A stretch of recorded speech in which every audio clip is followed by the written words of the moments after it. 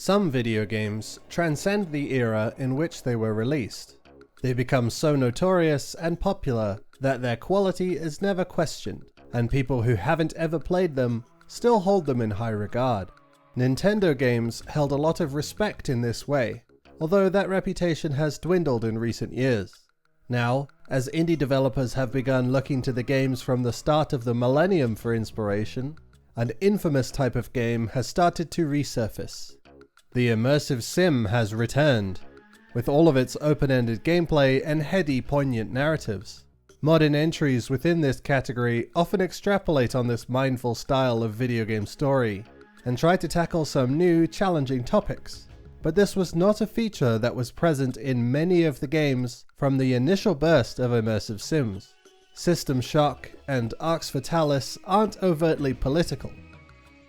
But Deus Ex is.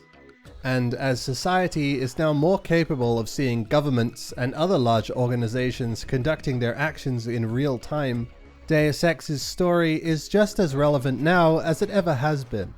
So with this returned relevance and the resurgence of immersive sim gameplay style, I figured it was now the perfect time to finally experience what so many had told me was a masterpiece.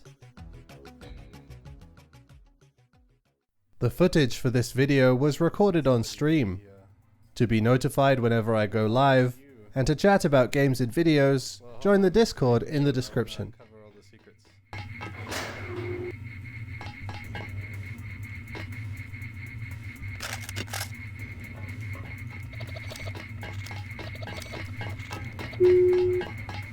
Uh-oh.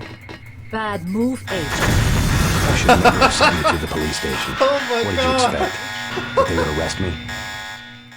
While it is very easy to get a copy of Deus Ex that functions on modern computers, the Game of the Year edition I got from GOG has some problems out of the box. The game doesn't natively scale to most common resolutions nowadays. Sometimes it's far too dark to actually see anything, and there was a consistent problem with layering across the entire game. Fortunately, there are a bunch of different avenues to fix these problems, which might be a problem unto itself. I typically gravitate towards DG Voodoo for resolution rectification, but making the display wider didn't fix the lighting and layering. Steam forum users recommend using a launcher called the Kenti launcher, which did consistently resolve the lighting and layering problems, but the jury was still out on whether this launcher delivered a vanilla experience. I eventually came across a mod called the Deus Ex community patch that did the trick. It smoothed out the textures, which I wasn't too excited about, but I can imagine this look is a little more palatable nowadays.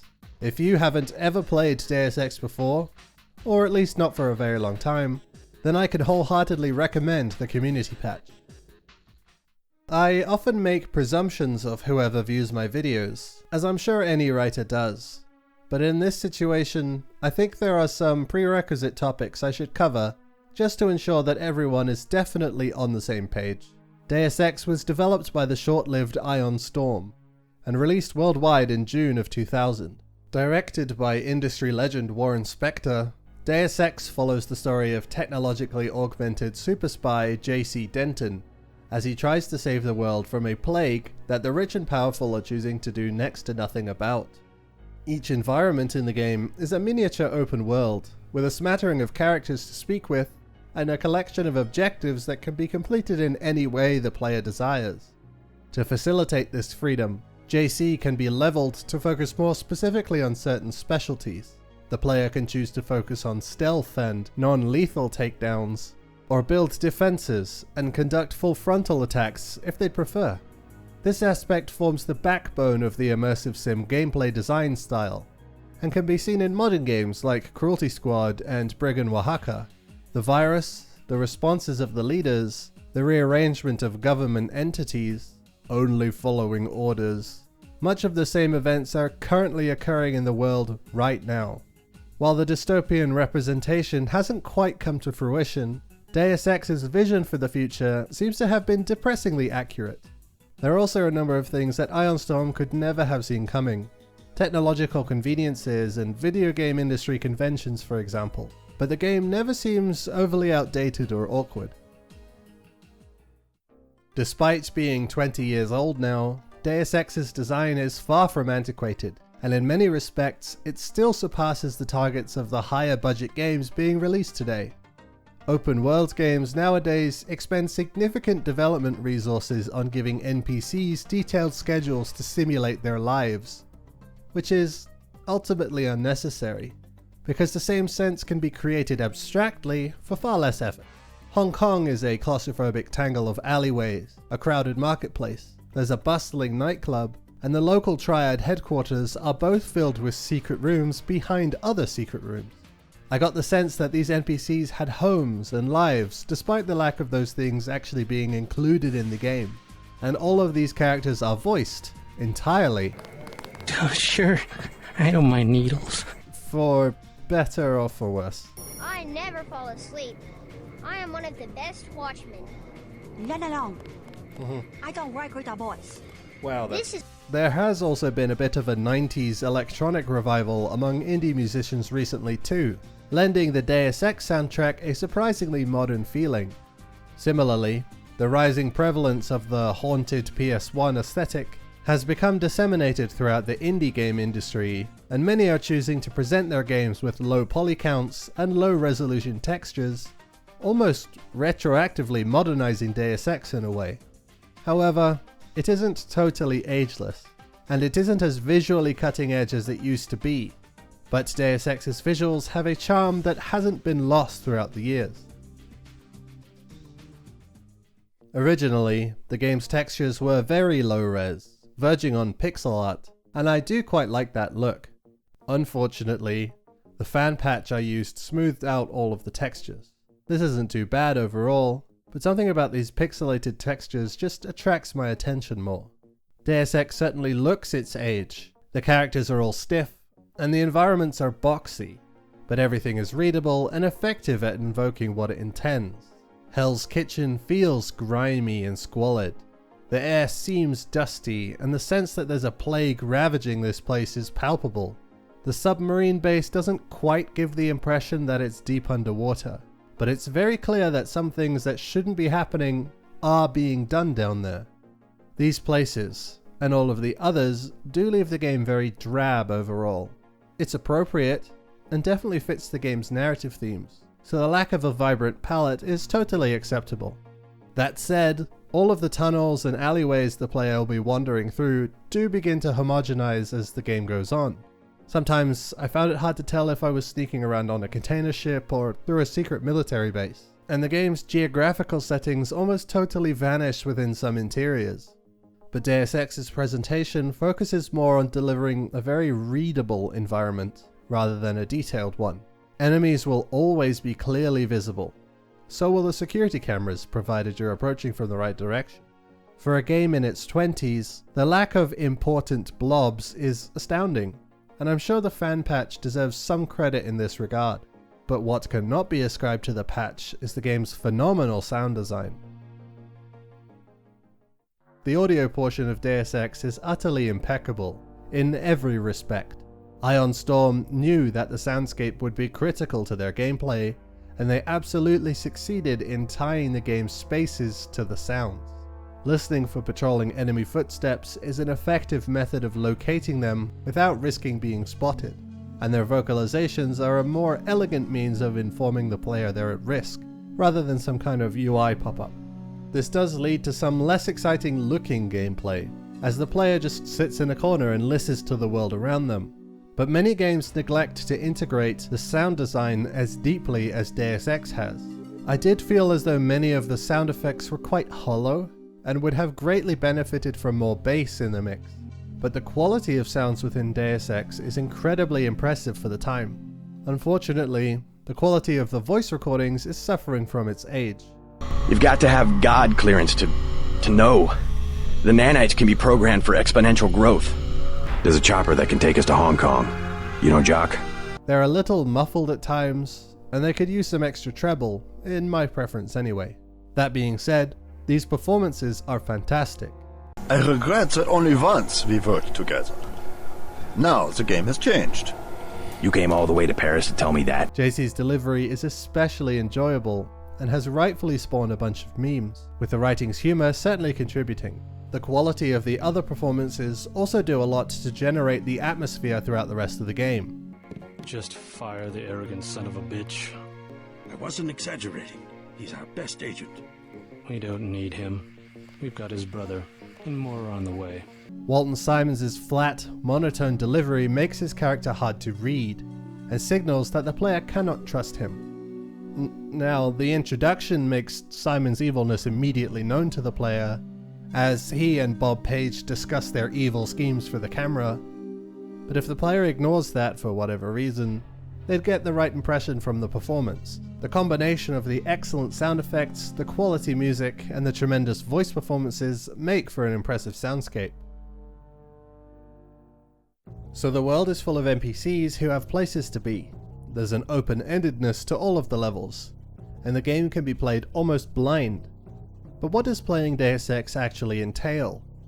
JC is a fairly capable combatant, able to use all sorts of firearms and hand-to-hand weapons to kill or pacify those who would block him from his objectives. The player is dropped into an environment while their objectives are explained to them. Then they must use JC's combat and stealth tools to complete the objectives they've been assigned. Usually there's a location JC needs to reach, or a person he needs to speak with, at which point the game becomes a test of the player's patience and spatial awareness. Human guards and mechanical enemies patrol the grounds of the area JC must traverse, which the player can choose to travel through, or search for an alternative route around.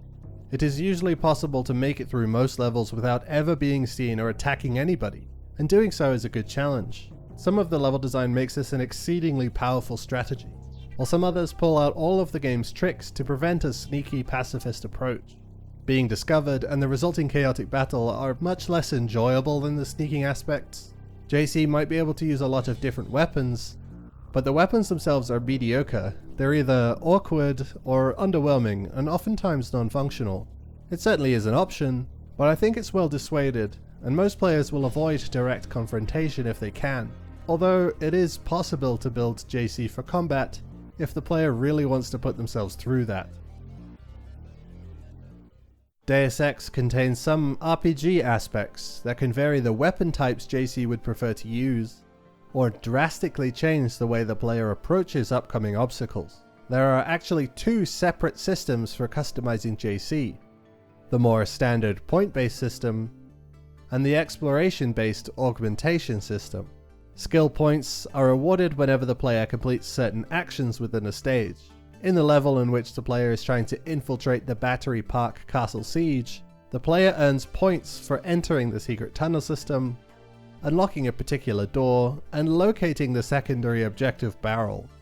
These skill points can then be used to improve JC's ability to use individual weapon types, each of the damage mitigation and healing items, the different tools used to access computers and doors, and get JC to swim really fast. These skills aren't especially impactful in the grand scheme of the game, but they can be the difference between accessing safer routes through areas or being forced to take the hard way. The more interesting leveling system has significantly more impact on the way the player engages with the game, but these augmentations must be found in the world. Sometimes the augmentation canisters are out in the open, but they're mostly hidden in locked boxes or require some kind of puzzle solution to retrieve. Whenever the player picks up an augmentation canister, they are given the choice between two active abilities to upgrade a particular aspect of JC's physiology. I found this augmentation to change JC's skin, allowing him to either be invisible to humans and animals, or robots and cameras. These almost act as keys to areas blocked by too many patrolling guards, or locations littered with too many cameras, and allow the player a perspective on an environment they might not have been able to reach otherwise. Since I chose to sneak through most places until I was caught, I rarely use this invisibility power, but there were instances where I would have been discovered without it. The way the player chooses to approach the enemies is only commented on by some characters, and barely ever impacts the upcoming level or narrative. Overall, I think Deus Ex's narrative is at its best as a video game narrative. When everything is a conspiracy and there are so many conspirators, demonstrating that on a television program would be horrendously tedious. and would become excruciating within a movie, as each character would have to be shown as acting as part of their organization. In Deus Ex, each character is clearly doing something else off screen. The world doesn't move when JC Denton decides he should go to Hong Kong. Paige and the rest of Majestic 12 are still actively doing things while JC is halfway across the planet. And since the player sees the events from JC's perspective, those other characters conducting their own schemes don't have to be shown. The majority of other characters in this game don't do much of interest anyway, and sometimes they're just wandering around in blown up buildings and mausoleums for no reason. The animosity between JC and the older models of augmented spies also comes off as arbitrary. Gunther likes JC if the player rescues him at the start of the game, and he finds attacking JC in Paris regrettable. Anna can also become amiable towards JC if the player follows Yunatko's orders well, so whatever animosity there was supposed to be between these characters doesn't seem real. Moreover, I found that some characters were functionally indistinguishable from each other. Stanton Dowd and Morgan Everett are almost the same character. The triads kind of blur together, even with Tracer Tong behind one of them, and Maggie Chow is the only female character who isn't totally interchangeable with the others. I may have laid some criticism at the game there, but it really is the most damning thing I can say about Deus Ex. Throughout my 18-hour playtime, I never encountered something that felt antiquated. Nothing that seemed poorly balanced or badly explained. No game-breaking bugs or crashes. No negative experience at all. If you haven't played Deus Ex before, then I highly recommend that you do. Deus Ex is held in such high regard for a good reason. Ion Storm has left nothing of substance in need of additional attention. The moment-to-moment gameplay can be almost anything the player wants it to be, and most options are a great time. The presentation has aged, but is currently within the retro stylings of the modern indie scene, so it isn't a problem. The game is technically flawless, and only the jumps between operating systems have prevented the base files from being as healthy as they were, and a little tweaking gets the game up to modern standards in no time at all. It's hugely ambitious from a narrative perspective, with world-ending consequences and reality-bending revelation, but the writing has also managed to keep a playfulness that doesn't allow the grandiose plot points to get too pretentious. If an indie studio released Deus Ex today, it would be widely lauded as the greatest indie game ever made. If a big studio made it, people would be mad about the shooting and the fact that you can't tell which one of JC's teeth has a crown on it. As far as digging up secrets from within Deus Ex to help us now, I don't think that there's much that hasn't already been thoroughly and relentlessly reappropriated throughout the last 20 years. The people who played it as children are gaining access to the more creative roles throughout the video game industry, so we'll likely see its influence return again. Next time, I have something different in mind.